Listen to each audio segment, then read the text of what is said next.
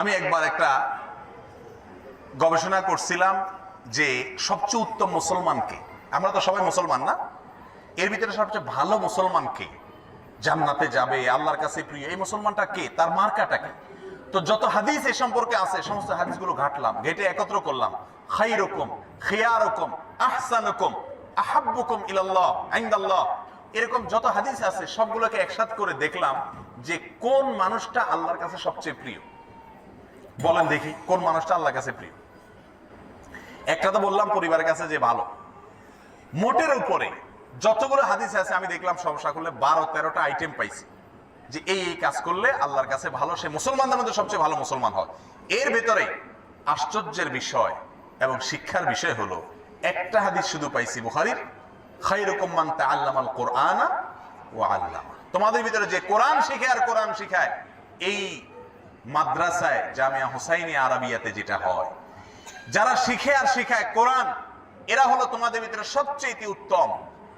এছাড়া বাকি 11-12টা যে হাদিস আছে যার ভিতরে তোমাদের ভিতরে সবচেয়ে উত্তম, সবচেয়ে ভালো মানুষ, সবচেয়ে নেক মানুষ, আল্লাহর কাছে সবচেয়ে প্রিয় মানুষ আছে, এই সবগুলোর খোলাসা কথা একটাই, সেটা হলো যে ব্যক্তির আচার আচরণ, ব্যবহার, আখলাক, মানুষের হক আদায় করা, এই বিষয়ে যে ব্যক্তি সবচাইতে ভালো, এই লোকটা হলো আল্লাহর কাছে সবচাইতে প্রিয় আর মুসলমানদের মধ্যে সবচাইতে উত্তম মুসলমান। এখানে যে নবী সাল্লাল্লাহু আলাইহি ওয়াসাল্লাম বলছেন খায়রুকুম আহসানুকুম আহসানুকুম কাদা, বুখারীর হাদিস।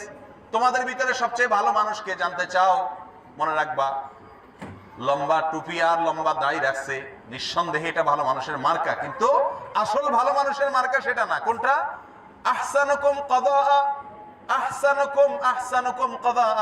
তোমাদের ভিতরে সবচেয়ে ভালো মানুষ সে যে লেনদেন করলে, টাকা পয়সা হাওলাত নিলে, বাকি নিলে, পরিশোধ করার সময় ভালো মানুষের পরিচয় দেয়, যে ওয়াদা করে তীর বরাবর সে ওয়াদা রক্ষা করে, কোন মানুষের হক নষ্ট করে না, এ হলো তোমাদের মধ্যে সবচাইতে ভালো মানুষ। অনেক ভালো মানুষ আছে না, নামাজ পড়ে ভালো মানুষ কিন্তু মানুষের হক নষ্ট করে, এরকম ভালো মানুষ দেখছেন না আপনারা? এটারে বলে 2 নম্বর এবং বেজাল মার্কা ভালো মানুষ। এই ভালো মানুষ জান্নাতে যাওয়া কঠিন। মনে রাখবেন, জান্নাতে যাওয়ার জন্য উত্তম আখলাকের অধিকারী হওয়া ছাড়া কোনো উপায় নেই। আল্লাহ তাআলা আমাদের সবাইকে জান্নাতে যাওয়ার জন্য যতগুলো যোগ্যতা দরকার সবগুলো অর্জন করার তৌফিক দান করুন। প্রিয় ভাইরা আমার, আপনাদেরকে কিচা কাহারি দিয়া খুব রসাত্মক ওয়াজ করে আমি খুব হাসায়া কাঁদায়া আপনাদের কাট করে দিতে পারতাম, সেটা আমার জানা আছে, কিন্তু কাটা কাটা কিছু কথা বললাম যাতে আমাদের জীবনে একটু হইলে উপকার আসে। কানসুক করা ওয়াজ শুনে চলে গেলে শুনতে ভালো লাগবে কিন্তু জীবনে পরিবর্তন আসবে না।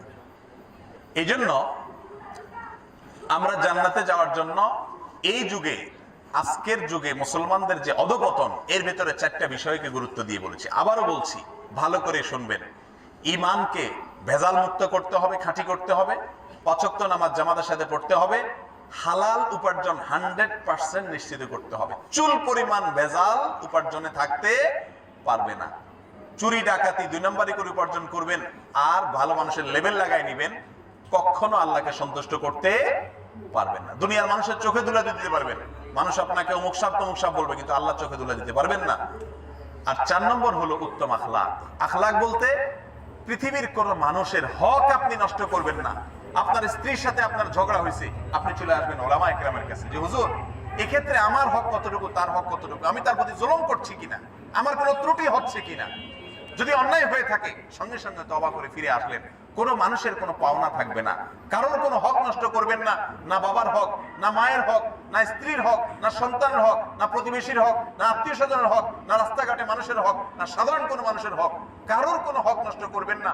শুধু নসিহত, দিনটা হলো মানুষের কল্যাণ কামনা করা। বুখারীর হাদিসে আসছে, নবী সাল্লাল্লাহু আলাইহি ওয়াসাল্লাম বলেছেন, আদ-দীন ওয়ান নাসিহা, কিলা লিমান ইয়া রাসূলুল্লাহ, ক্বাল লিল্লাহি ওয়া লিরাসূলিহি ওয়া লিকিতাবিহি ওয়া লি আইম্মাতিল মুসলিমিনা ওয়া আম্মাতিহিম।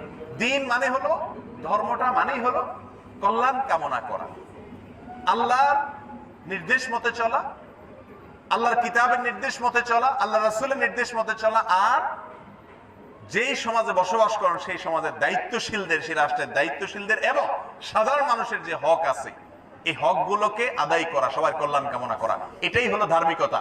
এখন ধার্মিকতা বানায় নিছি আমরা শুধুমাত্র কিছু কাজ করাকে, আখলাকের সাইডটা আমাদের আলোচনা থেকে একেবারে আড়াল হয়ে গেছে।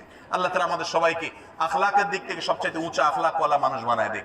এমন যেন হয় যে আমার এলাকাতে সবচেয়ে ভালো মানুষ হিসেবে সবাই আমার দিকে আঙ্গুল দেখায় যে তার মতো মানুষ হয় না, সেরকম অমায়িক মানুষ হওয়ার তৌফিক আল্লাহ তাআলা আমাদের সবাইকে দান করুন।